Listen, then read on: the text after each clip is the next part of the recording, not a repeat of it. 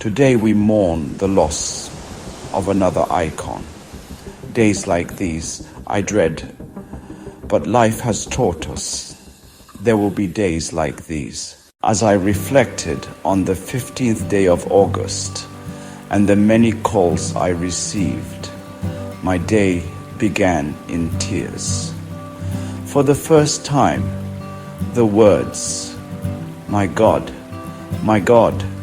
why hast thou forsaken me?" flashed before my eyes. Our lives are intertwined within a mystical realm that surpasses ordinary human understanding. 1/3 of a mystical trinity took his steps away, silently, without fuss, without stress to anyone. So he lived, so he died, peacefully. I have had the pleasure of knowing Rhadyo for the duration of my life. Throughout this journey, all I can recall is kindness, compassion, and humility. I cannot remember him speaking ill of anyone. Negativity was never part of his spirit. I reflect on the days he tried to teach me guitar, the calypso competitions in the churchyard, with a stick for a microphone, and cricket on the streets of St. John's. He was the opening batsman for St. John's Primary. A low scorer, yes, but he played with such finesse and style. For Rhadyo, it was never about scoring. It was about how you looked playing the game.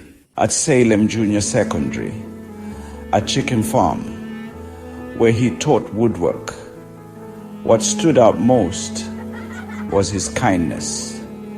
He'd buy lunch for a few of us, sending a messenger to Walkinshaw for bread and sausage or cheese, or sometimes even both. He was such a giver. I learned to ride a motorcycle on his bike, too. And though I fell many times, his concern was never the bike. It was me, my injuries, always me. Calypso for Rhadyo was a lesson. Lyrics taken from the Bible, inspired by the inner man. He was cameraman, the one who sees and captures truth.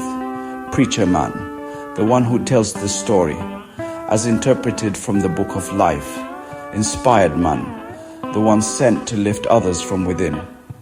Son of man, the one sent in the form of man to save man.